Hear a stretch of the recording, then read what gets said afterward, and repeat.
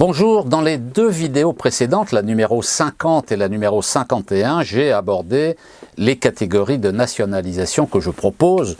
D'abord celle de l'industrie financière dans la 50, puis toutes les entreprises figurant au CAC 40 dans la vidéo 51. Avec la vidéo 52 d'aujourd'hui, de mon programme pour l'élection présidentielle, le programme du Rassemblement pour la démondialisation, j'aborde la troisième catégorie de nationalisation que je propose sur 6 catégories au total. Il s'agit des entreprises industrielles et commerciales qui ont été privatisées ces 30 dernières années. Tout ceci se trouve dans la partie 4 de mon programme, accessible sous forme papier sur le site internet Nikonov 2017. La liste est impressionnante. Elle est classée en fonction des gouvernements qui ont commis ces forfaits. La description des entreprises concernées, ce qu'elles sont devenues, se trouve également dans des vidéos que je vais diffuser ultérieurement. Leur visionnage permettra de comprendre ce qu'il s'est passé et de mieux mesurer le gâchis extraordinaire de ces privatisations. Toutes ces entreprises seront renationalisées.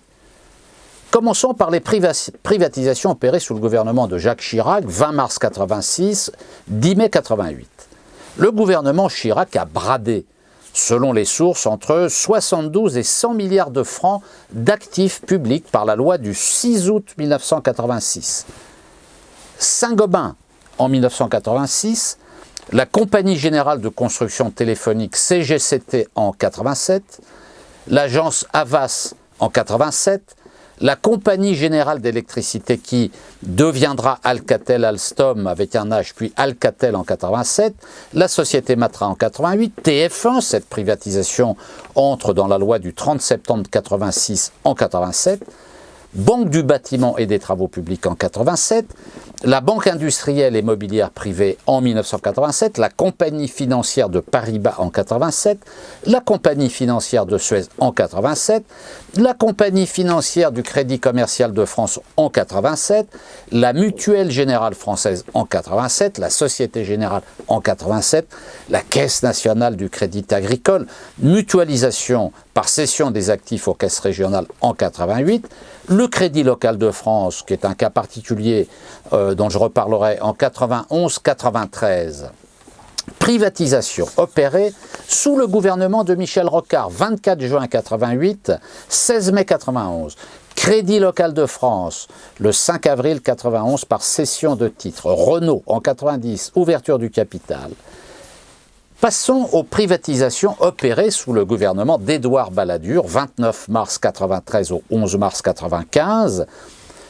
L'ensemble des privatisations sur la période Balladur, 93-95, a rapporté 114 milliards de francs.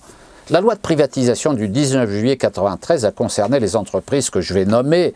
Toutes ne seront pas privatisées sous le gouvernement Balladur, mais par les suivants, notamment par le gouvernement de Lionel Jospin, socialiste. Aérospatiale, Société nationale industrielle, Société Air France, la Banque Hervé, la Banque nationale de Paris, la Caisse centrale de réassurance, CNP Assurance, la Compagnie des machines bulles, la Compagnie Générale Maritime, le Crédit Lyonnais, Péchinet, la Régie nationale des usines Renault, Rhône-Poulenc SA, la Société centrale des assurances générales de France, les AGF, la Société centrale du groupe des assurances nationales, le GAN, la Société centrale de l'Union des assurances de Paris, l'UAP, la Société française de production et de création audiovisuelle, la Société nationale d'exploitation industrielle des tabacs et allumettes, la Société marseillaise de crédit, la Société nationale d'études et de construction de moteurs d'avion, la SNECMA, la Société nationale Elf-Aquitaine, la SNPE, poudre et explosifs, Thomson SA, Usinor Sacilor, France Télécom, Gaz de France SA. Ouf! Privatisation, maintenant opérée sous le gouvernement d'Alain Juppé, 17 mai 1995 au 7 novembre 1995. L'ensemble de ces privatisations sur cette période, 95-97, a rapporté 40 milliards de francs. Petit joueur Juppé par rapport à Balladur. la plupart étant issus de la loi de privatisation de 1993, loi Balladur. Les AGF en 1996, mise en bourse de 51% du capital, l'État ne conservant que 2%. La CGM, Compagnie Générale Maritime, en 1996, vente de gré à gré pour 20 millions de francs, c'est rien, à la Compagnie Maritime d'Affrètement, CMA, qui devient CMA-CGM, Péchinet en 95, Usinor Sacilor en 95, Renault en 96, par ouverture du capital, la compagnie française de navigation Rhénane, CFNR, le 8 novembre 96, vente de gré à gré à l'association technique de l'importation charbonnière Attic, des 75% du capital détenu par l'État, la BFCE en 96, vente de gré à gré au Crédit National, la fusion de ce dernier avec la BFCE donne naissance à la banque Natexis, Bulle en 97. Privatisation opérée sous le gouvernement de Lionel Jospin, 2 juin 1997 au 6 mai 2002. L'ensemble des privatisations sur la période 97-2002 a rapporté 200 milliards de francs, record. La période est intéressante car il s'agit d'un gouvernement de gauche à participation communiste. Jean-Claude Guessot, ministre de l'Équipement, des Transports et du Logement, Marie-Georges Buffet, ministre de la Jeunesse et des Sports, Michel de Messine, secrétaire d'État chargé du tourisme, Jacques Brune, puis ensuite Michel Dufour, secrétaire d'État chargé du patrimoine et de la décentralisation culturelle. La majorité de ces privatisations se fait sur la base de la liste de la loi Balladur de 1993. La gauche n'a ajouté que les autoroutes du sud de la France, Eramet et le CIC. Et donc, privatisation d'Air France en 1999 par ouverture du capital, autoroute du sud de la France, privatisation partielle, mise en bourse de 49% du capital en 2002, le Crédit Lyonnais en 1999, France Télécom en 1997 par ouverture du capital, mise en bourse de 21% du capital. En novembre 1998, nouvelle mise en bourse de 13% du capital pour faire un peu de budget. Eramet en 1999, le GAN en 1998, Thomson Multimédia, ouverture du capital en 1998 et en 2000, le CIC en 1998, la CNP en 1998, Aérospatiale ex-EADS, ouverture du capital en 2000. Bravo les socialistes et les communistes. Privatisation opérée sous les 3 gouvernements de Jean-Pierre Raffarin, 6 mai 2002, 31 mai 2005. L'ensemble de ces privatisations sur cette période n'a rapporté que 13 milliards d'euros, largement battu par M. Jospin. Autoroute Paris-Rhin-Rhône, privatisation partielle. France Télécom, nouvelle ouverture avec 10,85% de capital en 2004. L'État ne garde plus que 42,25%. La SNECMA, mise en bourse de 35% du capital en 2004. Rapprochement avec la SAGEM en 2004 dans le cadre d'une OPA-EPE, qui achève la privatisation de la SNECMA. Après fusion, le nouvel ensemble prend le nom de Safran. Société des autoroutes du nord et de l'est de la France, privatisation partielle, Crédit Lyonnais, Thomson. Eh bien, privatisation opérée sous le gouvernement de Dominique de Villepin, du 31 mai 2005 au 15 mai 2007. Dominique de Villepin, lui aussi, a été un grand privatisateur. Société des autoroutes du nord et de l'est de la France, privatisation totale par cession de gré à gré du solde du capital, 75%, sur appel d'offres pour 4 milliards d'euros. Autoroute Paris-Rhin-Rhône, privatisation totale par cession de gré à gré du solde du capital, 70% sur appel d'offres.